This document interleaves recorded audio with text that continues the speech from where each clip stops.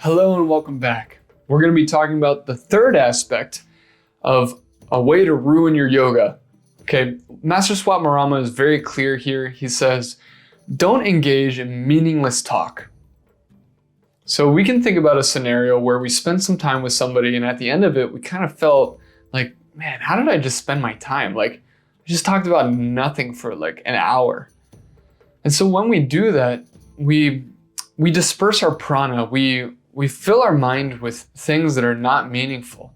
And if you think about that as a cause and effect, what kind of mind is the result of a mind that engages in meaningless talk? It's a mind that's full of meaningless ideas. And I'm really uninterested in that. A lot of yoga practitioners are interested in having a meaningful life and having meaningful thoughts, finding insight and finding peace. And that's not easy to find when you're busy gossiping or talking about, whatever.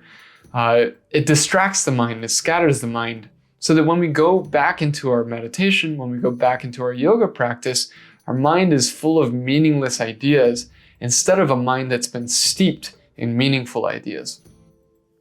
One of the ways that we can look at this idea that's pretty interesting is not just what's coming out of our mouth, but what's going into our mind. So when we think about death scrolling, just scrolling and scrolling and scrolling through social media or news or whatever, and we're putting all of this meaningless information into our mind, it's doing very similar things to our mind as if we were to do meaningless talk. So when we go to meditate and our mind is full of junk, then guess what our mind's gonna be full of? Junk. So one of the things we need to be very careful about is to not deteriorate our yoga practice, is to be careful not to engage in meaningless talk. So good luck with that. Identify something in your world, in your life, that you're just either saying that you don't need to say, or that you're consuming that you don't really need to consume. And try to limit that, try to protect that.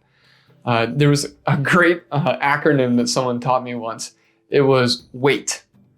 It's why am I talking? W-A-I-T. Why am I talking? So before you talk, say, wait, why am I talking? And then check yourself. Say, is this going to bring me to a wild success in my yoga? Or is this going to be something that deteriorates my yoga? So good luck with that, and I'll see you next time.